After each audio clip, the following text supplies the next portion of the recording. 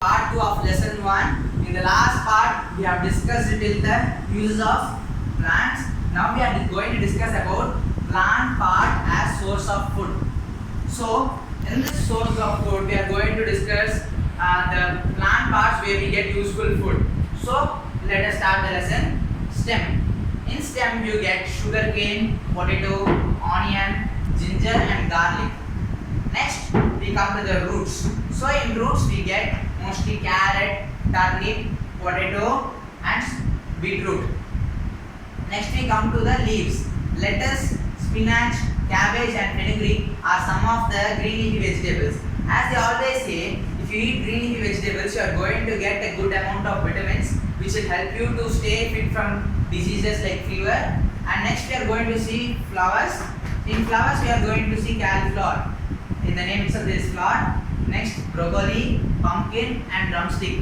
I tell people who are going to sports to eat broccoli because this provides a good amount of proteins in your body.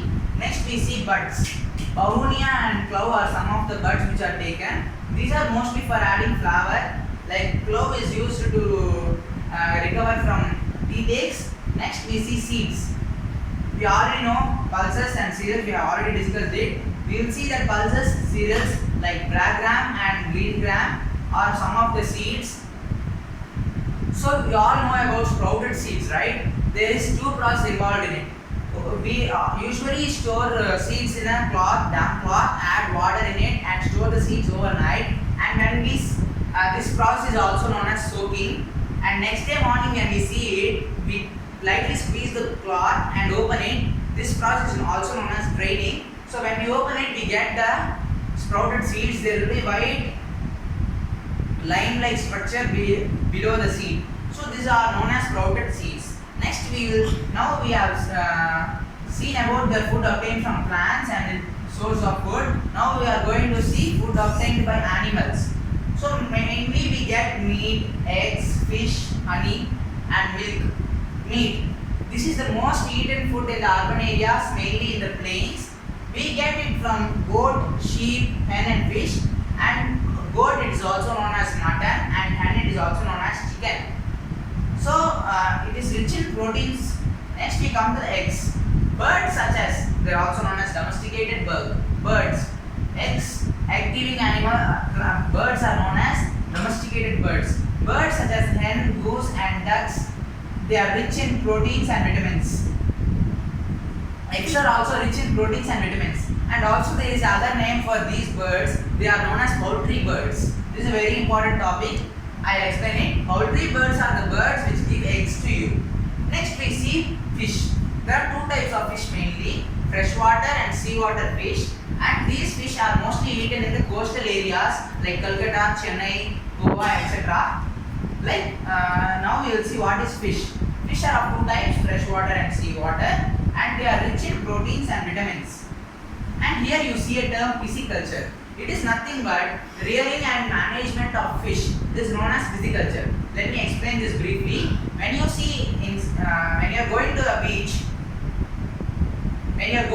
beach, you see that they have a big net and put it on the ocean, and they get more fish and they bring it to the seashore, and there they sell it. So they bring it, they store it, and they are going to sell it. This whole process is known as pisciculture. Next we come to honey. It is actually a sweet liquid made by honeybees from the nectar of flowers. So it mainly consists of sugar and minerals, proteins, and vitamins. So there are four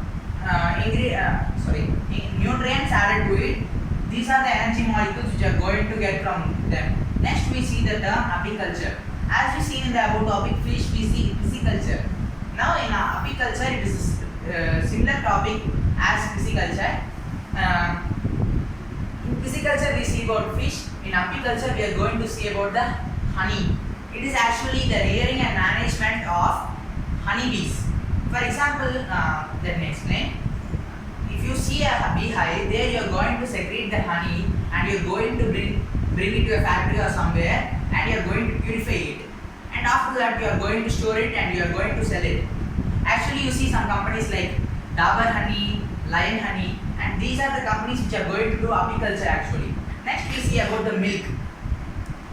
Milk it is got from domesticated animals. Egg-giving birds are known as domesticated birds, and milk-giving animals are known as domesticated animals or herbivores.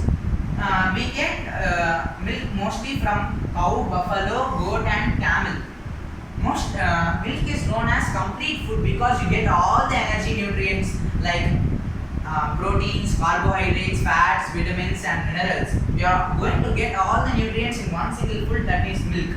And also many dietary products like curd, cheese, cottage cheese, paneer, ghee, that is clarified butter. You are going to get all these things from the milk. Actually, in the olden days, milk was a luxury because preserving it was a big task to them. It was a challenge.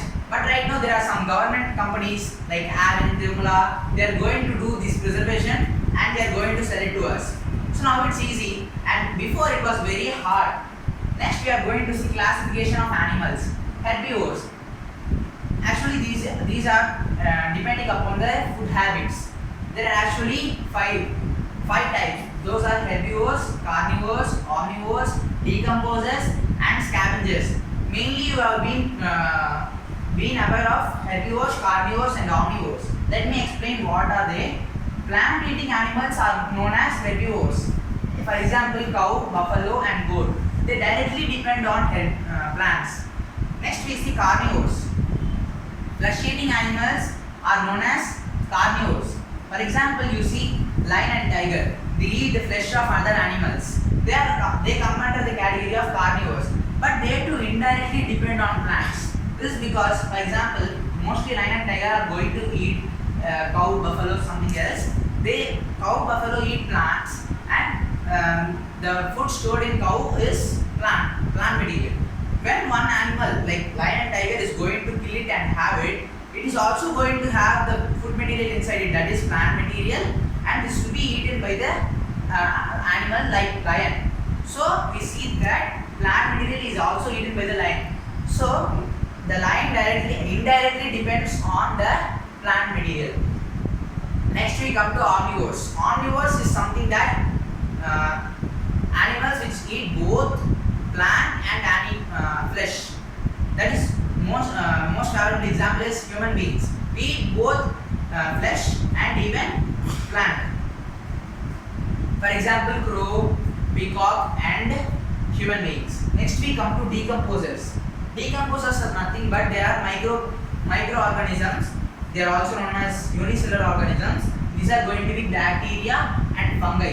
What is their work is, for example, there is a dead plant or animal laid over the ground. So if it is left over, there will be bad smell surrounded over the place. So to remove this bad smell, there is action of bacteria and fungi going on it. So what they will do, they will break the animals or plants into smaller pieces, and due to this the place gets cleared, and there is no bad smell going to spread over here. And next we see scavengers. The examples are fungi and bacteria for decomposers. Next we see scavengers.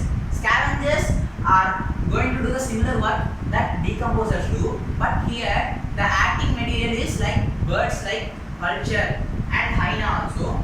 They actually feed on dead animals and also eat their flesh. They actually feed on dead animals and they are also going to eat their flesh. Now we see, for example, vulture and hyena. Due to this, they also help to keep the surroundings clean. Next we see some of the food habits in India. In South India, mostly we see people eating rice. Their main staple food is rice. When we go to North India, it is absolutely opposite. They eat mostly products made of wheat, maize, and millets. That is, they eat paratha, naan, chapati, and some of the other products. That is based upon their tradition culture. As India is a tradition and cultural country, we can't explain this in a simple lesson. So let us skip that. Next we will see the food problems faced in India.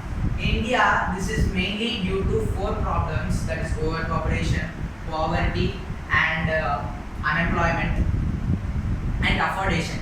We see overpopulation. As India being the second most populous country in the world, and another 10 years is going to be the most populous country. So here the rate of population is high and the productivity of food is low. There is an imbalance in both. So when there is imbalance in both, there is no adequate food which is going to give to the people in the earth. So when this is going to happen, you can't do anything. You can't get even proper food for 3 or 2 meals per day. Even some people in India still now they are facing this problem. They can't even get 1 meal per day. So when there is a balance going to happen, you can serve food to everyone adequately. Next is poverty. What is going to happen is when there is money you can buy food, but poverty, there is no money with them. They are not going to afford on food. So they don't get proper food per day. Next we see unemployment. Unemployment is somewhat same as poverty because they also don't have money with them because they are not employed by anyone. So they also have a similar type of problems as mentioned in the above two other problems. Next we see affordation, that is also same, and this food problems results in various deficiency diseases like marasmus and rickets. These diseases are mainly based upon there will be no proper structure in your bones, your structure of your body will not be proper as others have because they are eating good food, but you don't, because you don't have money or there is no supply of food, you don't eat proper food.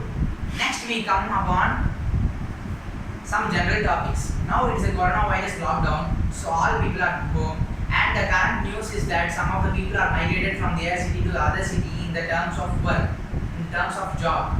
Now due to coronavirus lockdown, they don't have any constructions going upon the city and anything else. So most of the people don't get adequate amount of food. So still we see that many people wasting food and don't having correct amount of food daily. So don't waste food. If you can give some food to the people outside, most of the people are staying in the streets. I hope that in some day we will get rescued or this problem of pandemic will go. And I hope that this lesson is over. If you have any doubts, please share in the comment box and I will respond to it. And I hope you like this video. If you like, please share, subscribe and hit the bell button. Thank you.